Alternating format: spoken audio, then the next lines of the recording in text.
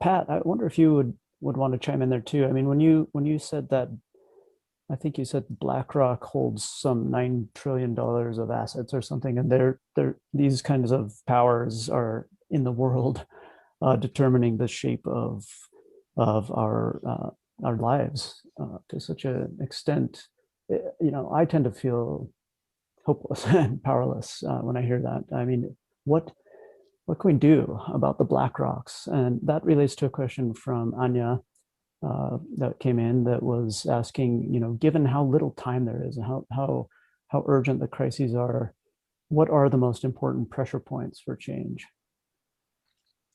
Well, there's two things there. I think one is that in our conversations we've been moving a bit away from the need for strengthening local communities and localization of our actions, and that is already for much of the world, including urban and peri-urban communities around the world, a viable, strong way to move. And even in dense urban cities, that there's community that can be built that can fight against things and build better for their food and health systems and so on as well. So I don't give up on any of those parts, and I do think those strategies can happen despite BlackRock, although BlackRock makes it harder.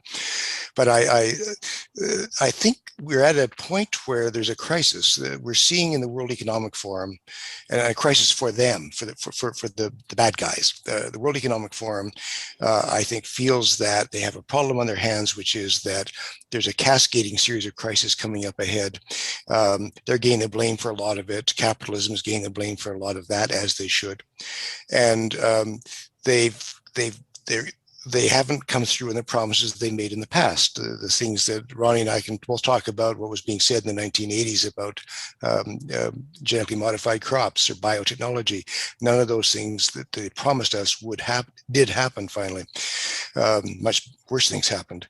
And we can look at a series of failures by industry over the last several decades and their promises and what's been achieved. They know that.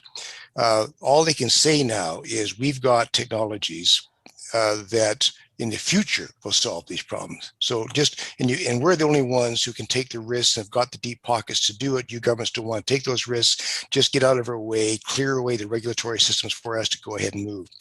They're trying to make that argument, and they're making it under a guise, which I think is quite scary, but is very visible, which is that they're saying, let's forget about governments and one nation, one vote in the UN General Assembly and so on. That doesn't work. What we need to do is have multi-stakeholder dialogues.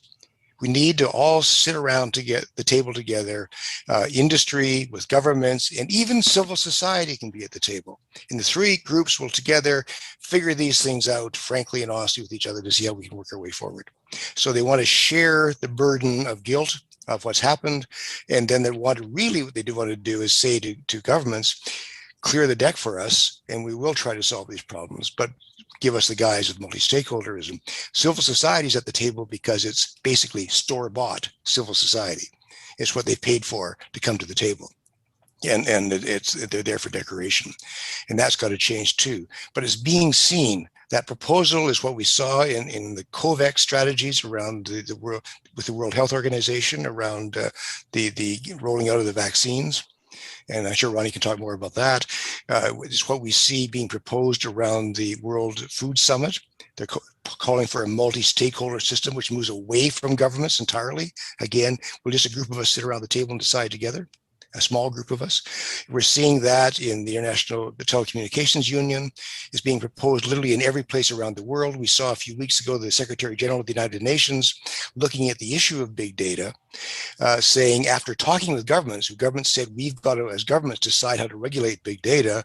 And the Secretary General turned around and said, I want to create a multi-stakeholder group that can help solve us and guide us on what regulations we should actually have and put in place. And then the companies, and you know which companies they are in terms of the big data companies, Google and Amazon and so on, said, okay, let's have a multi-stakeholder group, and don't worry, we'll pay for it. We'll foot the bill for this multi-stakeholder strategy that will set the regulatory system for the world. So the control, again, is going back to, again, the BlackRock, State Streets, and so on, who are fronting Amazon and Google and the rest. And so but it's there. we are seeing it. Civil society is moving against those strategies around the world. And I think that the crises we've experienced show us that civil society with governments can actually move and make major changes. But let's not lose sight of the need for local actions as well, regardless of whatever happens on State Street or in Washington, D.C. Mark from Boston asks, what are the greatest challenges faced by small local farmers seeking to feed their families and communities while making a living at it? What pressures do they face from the industrial agriculture system? So Pat, I know at Sitter Group made a really important report, Who Will Feed Us, which has been a real touchstone for the food sovereignty movement for years. And what you said in your comments earlier, the report could almost have also been titled Who Always Fed Us and Who Will Feed Us Post-COVID. But what do you say to Mark? I think the biggest threat are international trade rules and international subsidies that work against smallholder producers. I'm not against subsidies for agriculture when they're needed, but they really aren't going to the right places. So we need to recognize that we are in a crisis for the rest of this century. We're going through a series of crises. It's not just one or another. It's going to be a crowd of them coming along. In that crisis, we need to have sort of local emergency laws where local governments can say, in this crisis, we suspend international contracts, we suspend land grabs, we suspend intellectual property rights, we suspend the subsidies and how they're being handled, and everything. We must put all of our energy into strengthening local food systems and local production and making sure that people get fed. And that can be done as crisis legislation. It should be backed up by an international treaty, but it can be established at the local level, then adopted in national legislation, and then become an international treaty.